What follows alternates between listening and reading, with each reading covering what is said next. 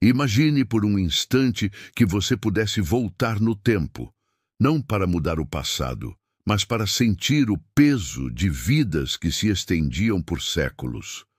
Um tempo em que um homem via gerações inteiras nascerem e morrerem, enquanto ele ainda respirava o ar fresco do Éden recém-perdido. E se eu te dissesse que esse mistério da Bíblia, escondido nas sombras das idades antigas, carrega um segredo que poderia explicar por que nós hoje mal chegamos a um século correndo contra o relógio como se o tempo nos odiasse? Prepare-se, porque da queda de Adão à morte de Matusalém, algo mudou para sempre na essência da humanidade. E esse algo é um enigma que vai te fazer questionar tudo o que você acha que sabe sobre a vida eterna prometida. Feche os olhos e sinta o jardim, o Éden, onde o ar era puro como um sussurro divino.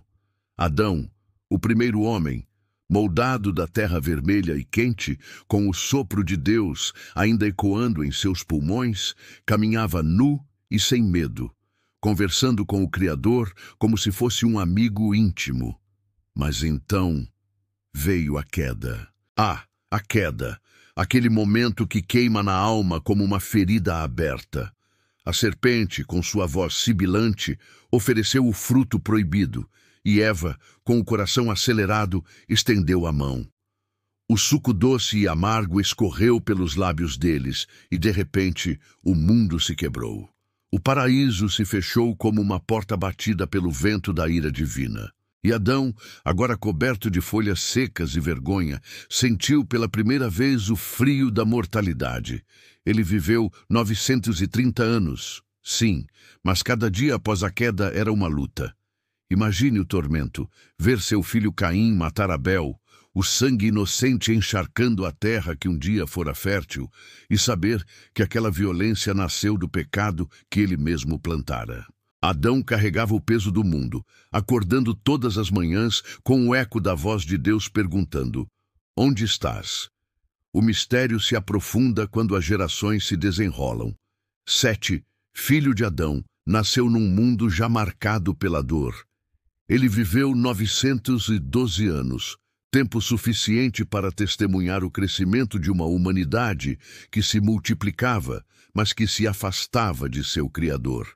Sete era um elo de esperança, e em sua longevidade pairava um sussurro divino, como se Deus estivesse concedendo tempo extra para que a humanidade se redimisse.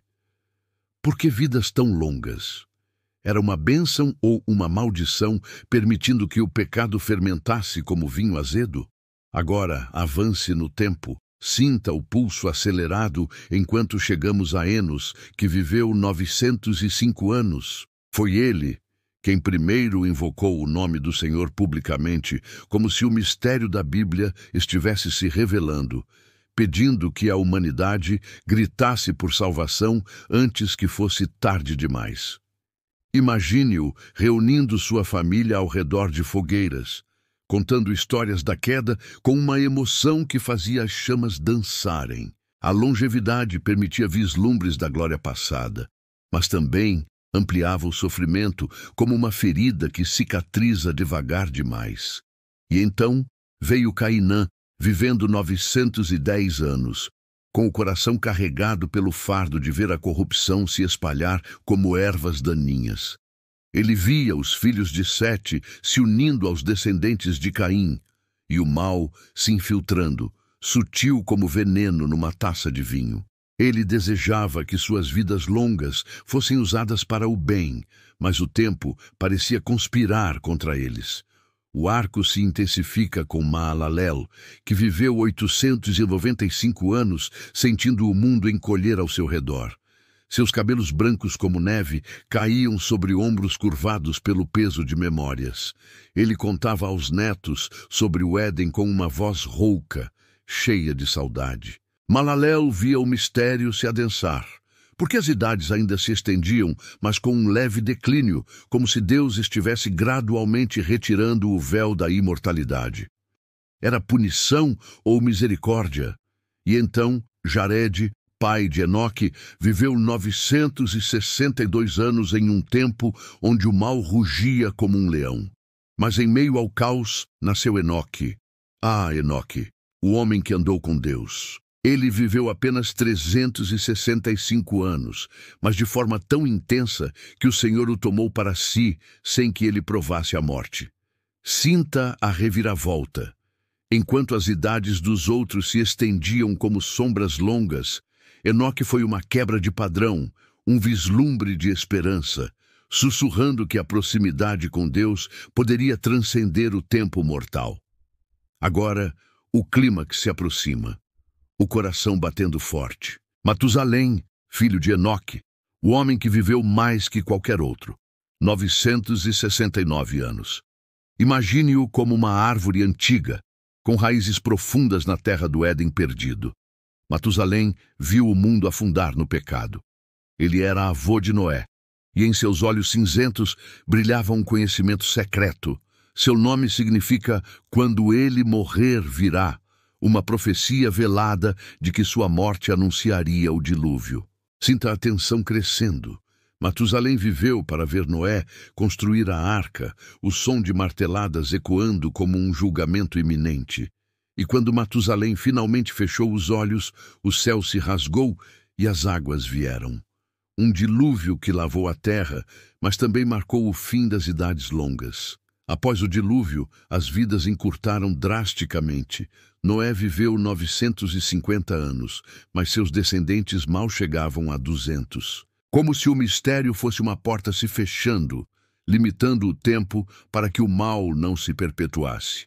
E aqui está a revelação sussurrada nas entrelinhas da Bíblia. Da queda de Adão à morte de Matusalém, a evolução da idade bíblica não é só um registro, mas um mistério sobre a misericórdia de Deus. Como está escrito em Gênesis 6:3, "Não contenderá o meu espírito para sempre com o homem, porquanto ele também é carne, porém os seus dias serão 120 anos." Foi uma redução gradual. Uma graça disfarçada para que o pecado não tivesse eternidade para reinar, mas também um lembrete de que a vida eterna só volta através da redenção. Aquelas vidas longas eram um eco do Éden, mas foram encurtadas para nos impulsionar a buscar o Criador com urgência, antes que o tempo nos escape, como areia entre os dedos. Você sente isso? Esse mistério que pulsa, questionando se nossa brevidade moderna é uma maldição ou um chamado para viver com intensidade. Se isso te tocou, é porque esse segredo precisava te encontrar. Comente abaixo. Você acha que as idades longas eram literais ou há um enigma maior escondido? Compartilhe com alguém que precisa ouvir isso e se inscreva no canal. Mas só se tiver coragem de mergulhar mais fundo nos mistérios da Bíblia.